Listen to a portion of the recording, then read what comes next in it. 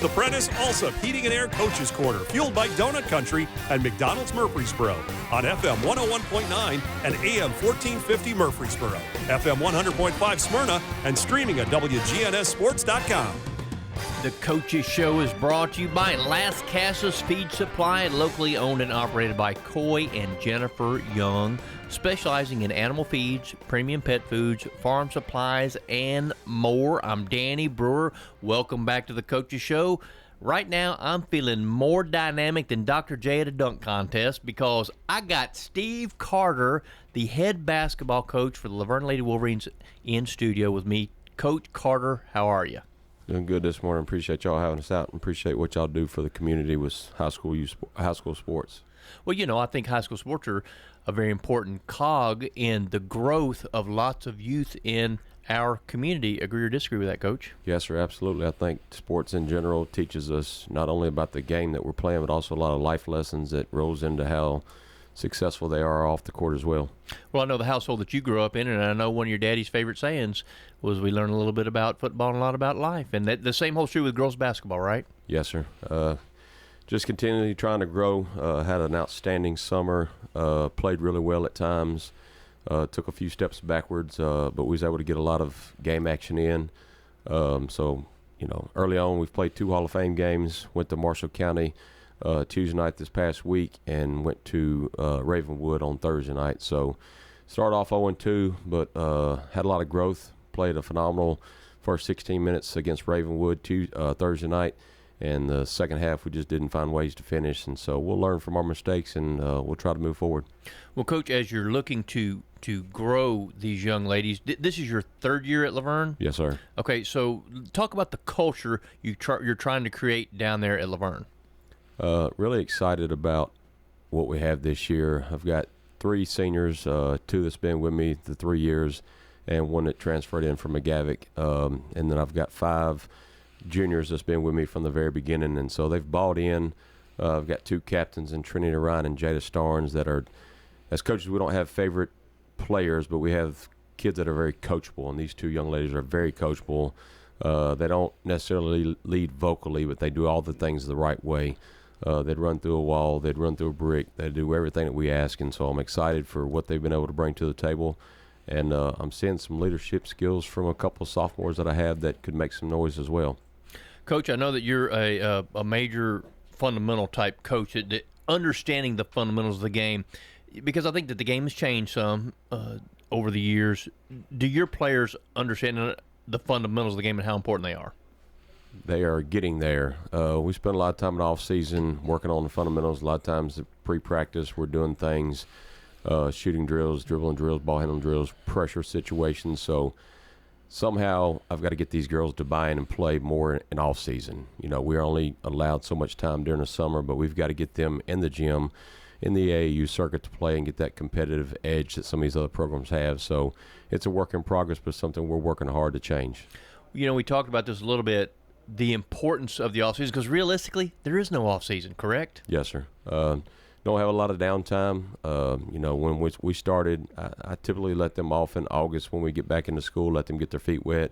And then we typically start off 2 and 3 days during a week, and we'll open a gym up in the morning sometimes on the Thursday morning to let them get some shooting up. But a lot of running, a lot of conditioning, a lot of mental toughness situations we're putting in to get them ready for the grueling season, especially within this district. Coach, let's talk a little bit about the schedule that you have. You've played 2 games already, and it is a grueling district. So tell me a little bit about what you're going to try to do before district play starts to get these girls ready.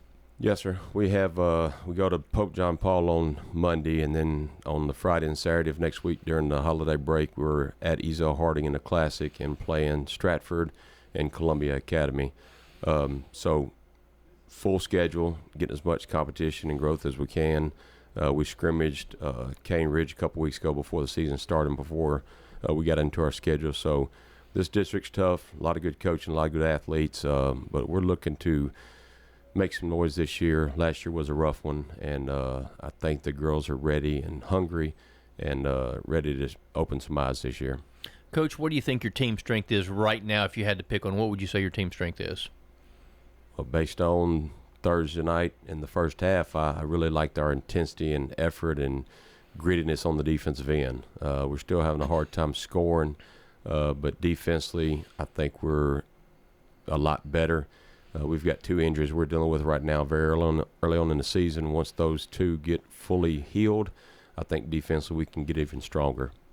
Well, defense wins, we know that, but defense is also about a little bit about attitude, right?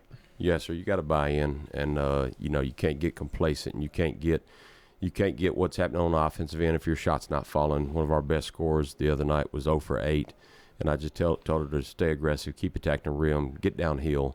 The shots will fall, but stay aggressive, but make up for it on the other end. If your shot's not falling, do your job, higher expectations on the other end, take a charge, take a hit, get a steal, get a turnover. The game on Thursday night, we had 38 tip balls, so we were very aggressive in the passing lanes, but we just didn't finish on the other end, and that's why we got bit in the second half. Defense can create your offense. I mean, if we think about I think probably the greatest player of all time, Michael Jordan. Michael Jordan was all defensive team just about every year he played in the NBA, and that was oftentimes how he got those open looks and those runaway dunks. All this was because of his defense. So you're right, defense can create your offense, and that's something that you're trying to impose into your players. Yes, sir. We just got to find a way to stay consistent. Our biggest thing this year that we've told them from day one is consistency and playing stronger, not getting in our own way. We're still dealing with some situations where one play affects our body language, and I'm a big body language guy. That's probably one of my biggest pet peeves. So we're checking that early, send them out of practice, let them go figure it out on their own, and just had to throw one out yesterday because it wasn't right. So she's going to learn, she's going to grow, and she'll be better for it. Coach, a hardcore approach is maybe a little bit more difficult in this day and age. Not that I necessarily, you and I have talked about this. As far as the culture of today and what you're trying to create down there is good, but the toughness that you're trying to impress upon them too, that's important, isn't it? It is, and that's probably why my numbers are not as strong as some of the other programs. I've got 15 bodies this year. I've got a few walking hall that probably could help us out, but I don't think they could take coaching. And when I took this position 3 years ago, I told myself I'm going to do it the right way, or my way. And something I learned from my dad years ago, I think structure works. I think discipline works, and we're going to have the positive attitude and the life lessons. Again, it's going to help them in the long run. I've got 3 of my former players right now, all in college. One of them I wasn't sure about. She's at Fisk right now, and she's trying to get on with the program there. So I think it still works, and I'm proud to see the growth of some of the girls that's been through the program now, and excited to see where it goes from here moving forward. Coach, well, I think that there's some things that never need to change, and structure and discipline and all this stuff. That's I'm 100% with you on that. So talk a little bit about the seniors that you have. The 2, Trinity Ryan and Jada Starnes, have just worked really hard. They don't ever ask questions. They don't ever not do their job. And then the young lady that I have from McGavick, she's not played since middle school, Harmony Rogers. But I'm excited to see she's about 6'1", 6'2", and she's working extremely hard and buying in. And I think she can help us once we get to district play. Just got to continue to show her the ropes and teach her. And all the girls on the team are helping her try to figure out the system and how we operate. 6-foot post player. I mean, that's kind of like lots of coaches would love to have a 6-foot post player. So does that mean maybe there may be a little bit more focus on getting the ball inside? Yes, sir. I've got 2 of my juniors that have been with me have really improved since their freshman year. So with their growth and with what she can bring to the table, I'm really excited there. And I've got my point guard back this year, Ace Sistrunk. She's got an opportunity to be really special. She's decided she wanted to be coachable this year, and that's going to help us the pressure this year that we've faced so far. She's helped alleviate some of that, and it's making the flow of the game become a lot better for us.